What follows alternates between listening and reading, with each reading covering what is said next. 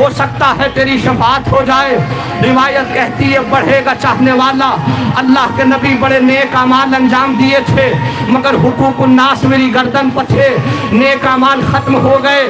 رسول اللہ قبا سے نکال کے کچھ دیں گے، جا اپنے نیک اعمال میں رکھ۔ اب جو واپس پلٹ کے آیا تو نیک اعمالوں کا پلڑا بھاری ہو گیا، گناہوں کا پلڑا ہلکا ہو گیا، بخشا گیا، چھوٹ گیا، جنت کا راستہ طے ہو گیا۔ تو آیا رسالت کی خدمت میں شکریہ ادا کرنے، اے محبوب خدا ایسا کیا دے دیا کہ میری جان بچ گئی؟ تو رسول کی آواز آئے گی کچھ بھی نہیں دیا، وہ جو تم دنیا میں مجھ پر صلوات پڑھتے رہتے تھے اسی صلوات کے تحفے کو واپس کر دیا۔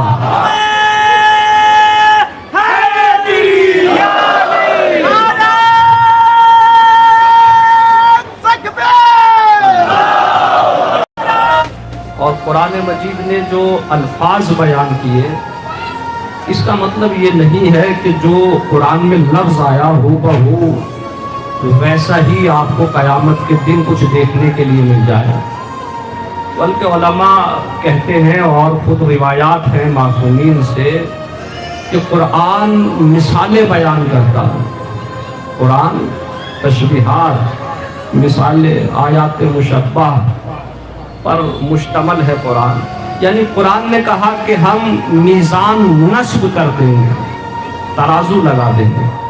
اب میزان عربی میں ترازو کو کہتے ہیں۔ وہ زمانہ جب ترازو تھی ہی دو پلوں کی، تو ان علماء نے لکھ دیے کہ دو پلڑے وہاں مل جائیں گے، ایک میں اعمال رکھے جائیں گے اور ایک میں گناہ ہوں گے۔ جون سا بھاری ہو گیا وہ اسی کے مطابق ہمیں اسم دیا جائے گا کہ آپ جنت میں جائیے یا جہنم میں جائیے۔ اب زمانہ بدل گیا، کمپیوٹرائز ترازو آ گئی، مگر عربی ابھی بھی اس کو میزان ہی کہتی ہے۔ اب میزان نے کمپیوٹر کہنا شروع کر دیا، مگر میزان اپنی جگہ میزان ہے۔ تو قیامت کے دن اب کوئی میزان ہوگی، کوئی ترازو ہوگی جس پر ہمارے اعمال تولے جائیں گے، گناہ نیک عمل، جو بھاری ہو اس کے مطابق آپ جنت میں جائیے یا جہنم میں جائیے۔ تو روایات یہ کہتی ہیں کہ اب ہم جیسے گناہگار انسان، جناب ابو ذر کی ایک روایت اور مجھے یاد آ رہی ہے۔ جناب ابو ذر رسول اللہ کے صحابی ہیں،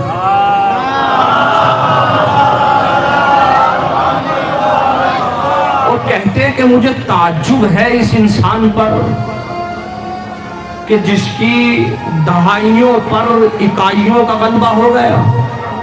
اب اپنی زبان ہے نا ہندی زبان، انہوں نے کہا اشراط پر احاد کا غلبہ ہو گیا، دہائیوں پر اکائیوں کا غلبہ ہو گیا۔ کیا مطلب؟ یعنی جب ہم کوئی نیک عمل انجام دیتے ہیں تو اللہ کہتا ہے قرآن میں کہ اس ایک نیک عمل کا اجر آپ کو ایک نہیں ملتا۔ من جاء بالحسنۃ فلہ عشر امثالھا، یہ ہماری عدالت ہے، ہم خدا ہیں، ہم بادشاہ کائنات ہیں، ایک کا بدلہ تو ایک انسان دیتا ہے، ہم خدا ہیں، ہم 10 دیتا ہیں، ہم 10 دیتے ہیں۔ آپ ایک نیکی کریں ہم 10 دیں گے، اسی 10 کو کہتے ہیں ڈھائی۔ اور اتنا عادل بھی ہے وہ اللہ کہ اس نے کہا کہ من جاء بالسیئۃ فلا یجزا الا مثلھا۔ یہ نہ سمجھنا کہ ہم نے اجر 10 گنا دیا تو تمہارے گناہوں کے سبب تمہیں 10 گنا سزا دیں گے، نہیں، بس اسی کے مطابق سزا دیں گے۔ تو اس کا مطلب گناہ کے مطابق ایک سزا اور نیکی کے بدلے 10 گنا۔ تو ہونا کیا چاہیے تھا کہ جو 10 کر کے بڑھ رہی ہے اس کا تو ڈھیر ہو جانا چاہیے تھا، وہ زیادہ ہو جانی چاہیے تھی، اور گناہ تھے ایک تو ان بھائیوں کا غلبہ ہوتا۔ ابو ذر کہتے تعجب ہے مجھے اس انسان پر قیامت کے دن جس کی بھائیوں پر اکائیوں کا غلبہ ہو گیا۔ کیا مطلب؟ آپ گھر سے آئے کہ مجلس میں جا رہے ہیں، روایت رسول اللہ کی ہے، صحابی بھی ابو ذر ہے، رسول اللہ نے کہا ابو ذر جو انسان گھر سے چلے یہ سوچ کے کہ میں علم کی مجلس میں جا کے بیٹھوں گا، ہر قدم پہ اللہ اتنا ثواب دیتا ہے جتنا ثواب ایک نبی کی ساری زندگی کے اعمال کا ہوتا ہے۔ جناب ابو ذر سے رسول اللہ نے کہا، جانتے ہو آپ کیوں حیران ہیں، کیوں سمجھ میں نہ آیا اتنا ثواب کیوں ہے؟ ابو ذر کو وجہ بھی بتائی۔ اے ابو ذر یہ وجہ اس لیے ہے کہ علم ہی تو بتاتا ہے تمہیں کہ حرام کیا ہے اور حلال کیا ہے، مرضی رب کیا ہے اور خلاف مرضی رب کیا ہے۔ جب تمہیں پتہ ہی نہ ہوگا تو پھر عمل کا اجر ہی کیا ملے گا؟ تو اتنا ثواب، گھر سے چلے تو ثواب ملے گا 10 گنا، مجلس میں آ کے ادب سے بیٹھ گئے تو ثواب ملے گا 10 گنا، مجلس کو سنا تو ثواب ملے گا 10 گنا۔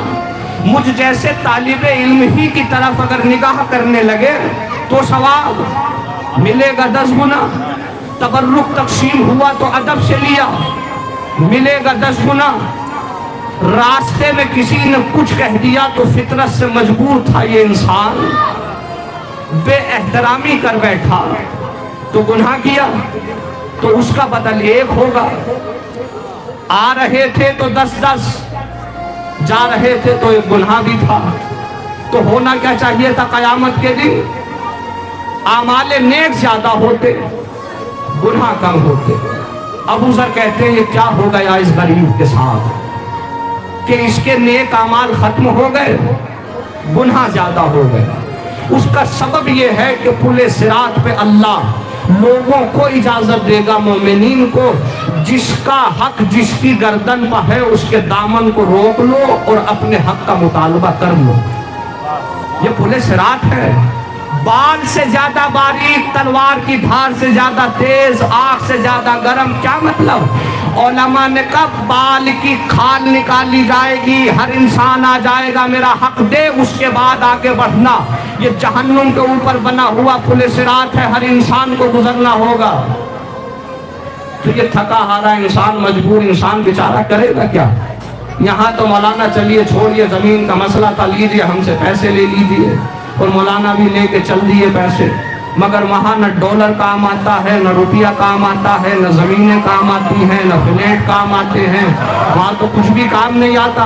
وہاں جو انسان پریشان ہے وہ اس لیے پریشان ہے کسی طرح سے نیک اعمال زیادہ ہو جائیں تاکہ مجھے جنت مل جائے۔ تو اب حل کیا ہے؟ یہاں لوٹی تھی زمین، وہاں دو ہمیں نیک اعمال، یہاں دی تھی گالی، وہاں دو ہمیں نیک اعمال اپنے، تو ہم تمہیں چھوڑ دیں گے۔ تو جو گناہ ہم نے یہاں کیے حقوق الناس لے لیے، وہاں ہر انسان ہم سے مطالبہ کرے گا بھائی اپنے نیک اعمال دے تو میں تجھے چھوڑ دوں۔ یعنی جو نمازیں تو نے پڑھی تھی وہ مجھے دے دے، جو روزہ تو نے رکھا تھا وہ مجھے دے دے، جو زکوٰۃ کا ثواب تیرا تھا وہ مجھے دے دے، جو حج کا ثواب تیرا تھا وہ مجھے دے دے۔ اچھا ثواب بھی ختم ہو گیا، میرے دامن میں تو کچھ بچا ہی نہیں، میں کیا کروں؟ تو ایک کام کر، میرے بوجھ کو ہلکا کر دے، گناہ میرا تھا تو لے لے، نمازیں میں نے چھوڑی تھی، گناہ میرا تھا، تو راضی ہو جا، تو لے کے چل دے، گالیاں میں نے دی تھی تو لے کر چل۔ معلوم ہوا مولانا نے آج تک کبھی پی نہیں، لے کے چلے اس کا گناہ جو روز پی رہا تھا۔ اس سے بڑا مسکین اور کیا ہوگا؟ اپنے اعمال کو گوا بیٹھا، کہ کوئی نہیں بچا سکتا مگر وہ جو مسند نشی ہے رسول، تاج رسالت سر پہ رکھے ہوئے، جا کے بارگاہ رسالت میں التجا کر، ہو سکتا ہے تیری شفاعت ہو جائے۔ روایت کہتی ہے بڑھے گا چاہنے والا، اللہ کے نبی بڑے نیک اعمال انجام دیے تھے مگر حقوق الناس میری گردن پر تھے، نیک اعمال ختم ہو گئے، رسول اللہ قبا سے نکال کے کچھ دیں گے، جا اپنے نیک اعمال میں رکھ۔ اب جو واپس پلٹ کے آیا تو نیک اعمال کا پلڑا بھاری ہو گیا، گناہوں کا پلڑا ہلکا ہو گیا، بخشا گیا، چھوٹ گیا، جنت کا راستہ طے ہو گیا۔ تو آیا رسالت کی خدمت میں شکریہ ادا کرنے، اے محبوب خدا ایسا کیا دے دیا کہ میری جان بچ گئی؟ تو رسول کی آواز آئے گی کچھ بھی نہیں دیا، وہ جو تم دنیا میں مجھ پر صلوات پڑھتے رہتے تھے اسی صلوات کے تحفے کو واپس کر دیا۔